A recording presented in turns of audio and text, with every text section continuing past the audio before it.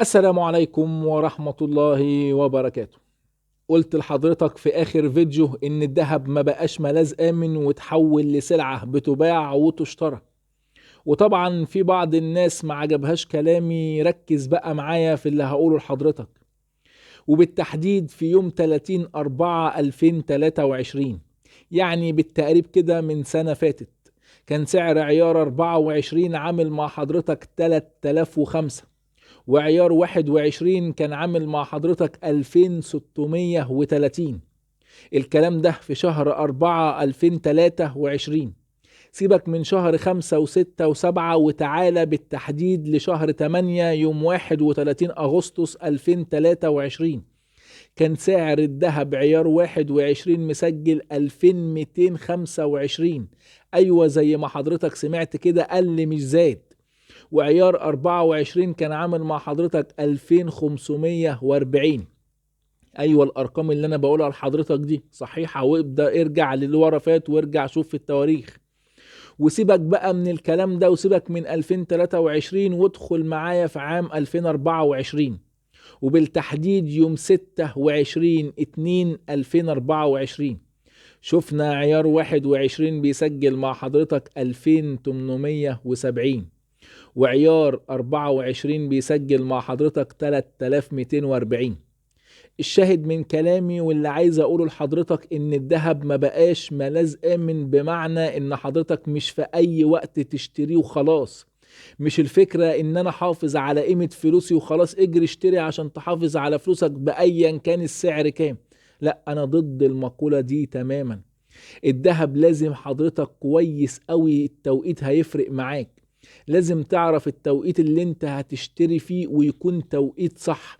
مفيش حاجة اسمها اشتري على 4300، اصل كده كده الذهب رايح لخمسة والستة. طب افرض انا اتحبست اعمل ايه؟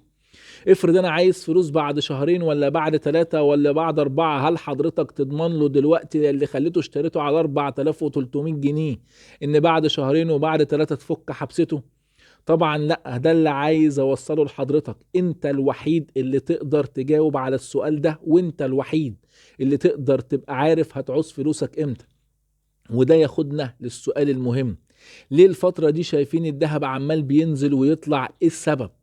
وليه الكل عمال بيشكك في صفقة راس الحكمة وانها صفقة فنكوش؟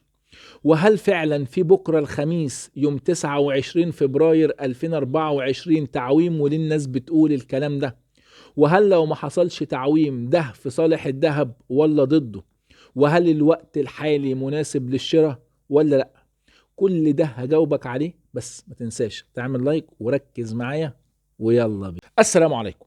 طبعا اي حد من حضراتكم حابب ان هو يتواصل معايا بشكل شخصي ممكن يتواصل معايا عن طريق لينك جروب الواتساب او التليجرام.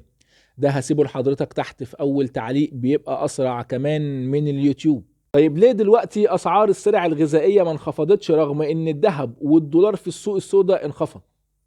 خليني اقول لك ان التاجر مثلا لو اشترى على 72 جنيه المواد الغذائية بتاعته وسعر الدولار 72، طبعا مش هينفع ان هو يبيعها لك على سعر دولار 60.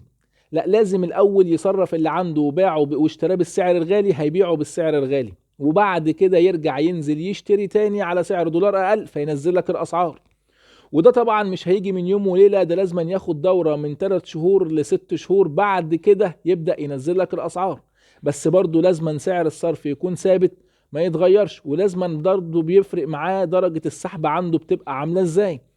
وده ياخدنا ليه دلوقتي شايفين في الذهب عمال ينزل وينخفض وبعد كده يرجع يرفع تاني وبعد كده عمال بينزل؟ ايه السبب؟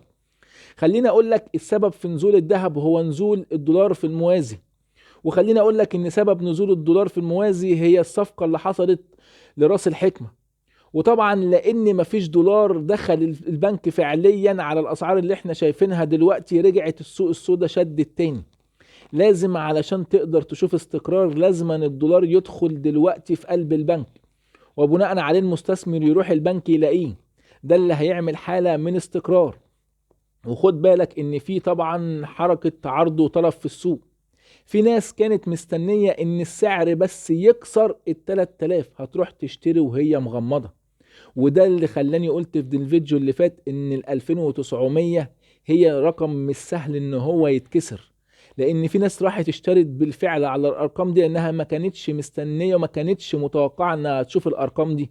رقم اتنين، كتر المضاربات على الرقم ده، اول ما هيكسر التلاتة هتلاقي نفسك بالناس بتروح تشتري، وتبدأ ان هي السعر بسبب ان هيبقى فيه طلب على الذهب يرفع تاني، وبناء عليه يحصل مضاربات على الرقم ده فيرفع تاني 100 و200 جنيه زي ما حضرتك بتشوف دلوقتي.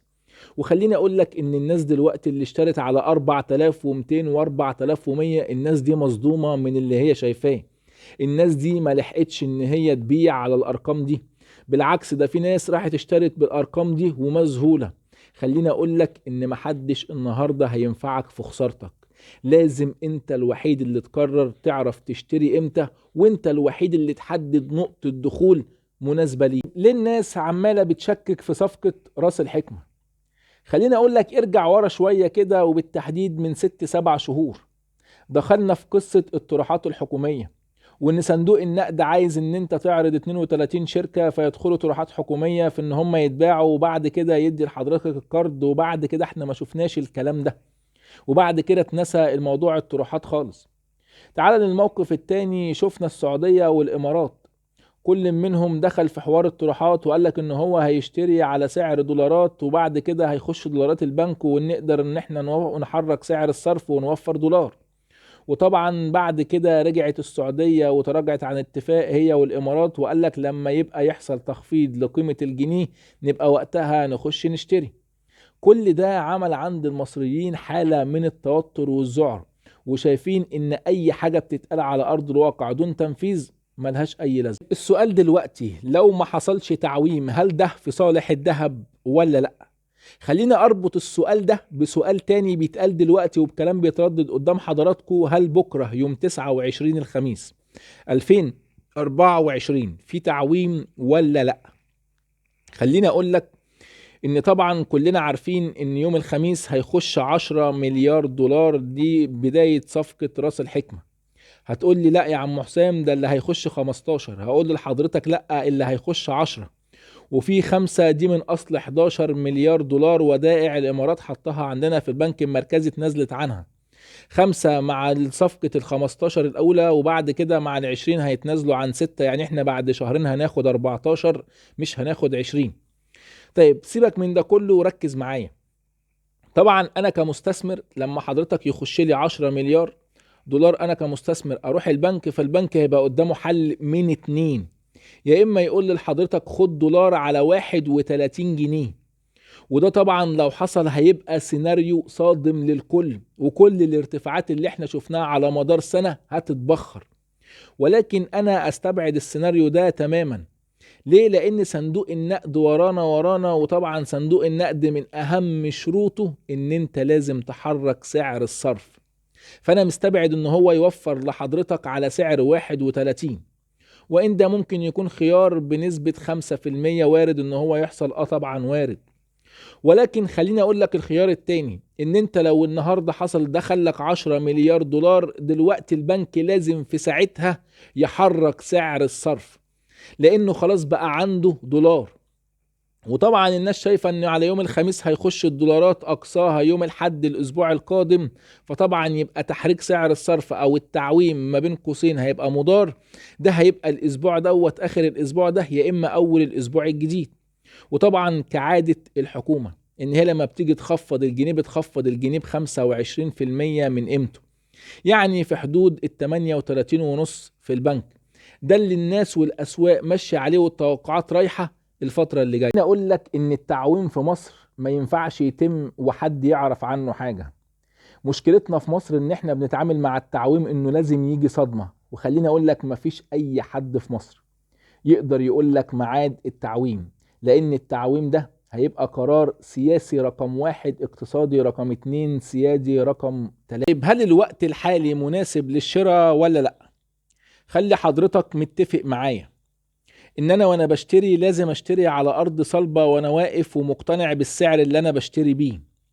يعني حضرتك انا ممكن اخلي حضرتك تشتري من عند 2500 و2800 بس، وانا ضامن ان السعر مش هيسيبني وينزل لتحت، ولا ان ممكن اتحبس وفلوسي تتحبس في الذهب ولما اجي اسيلها ما اعرفش، بالعكس فلوس اللي كانت تحت ايدي مع زيادة معدلات التضخم بالعكس الاقي نفسي انا خسران في اصل راس المال.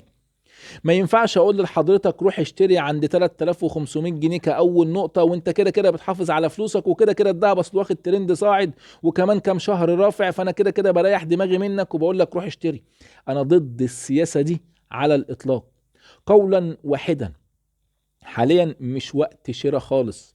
السوق دلوقتي مذبذب في انتظار، والكل بيترقب دخول الدولارات، وبناء عليها هنشوف التأثير بتاع الدولارات ده ايه على ارض الواقع. وانا متوقع ان يكون تأثيرها جامد جدا على الاسواق، لان طبعا زي ما قلت في فيديوهات قبل كده احنا منتظرين ان يتم الافراج عن البضائع، ودهب هيتم باول دخول الدولارات البنك، وان هو هيبدأ يوفر للمستثمرين برضه في البنك، وده هيرفع الضغط عن السوق الموازي، وهينزل اقل من 50 واقل من 47 وهنوصل ل 45 و42. وافتكر كلامي، لكن حاليا مش وقت مناسب للشراء، والايام جاية والعبرة بالخواتيم، وصدقني اللي فاهم بيريح. لو عجبك الفيديو ما تنساش تعمل اشتراك في القناة وتفعل زر الجرس عشان يجيلك كل جديد. واي حد من حضراتكم عنده اي استفسار سيبولي في الكومنتات وهرد عليك. وخليني اقول لك ان دي وجهة نظري ومش بلزم اي حد من حضراتكم بيها. سلام.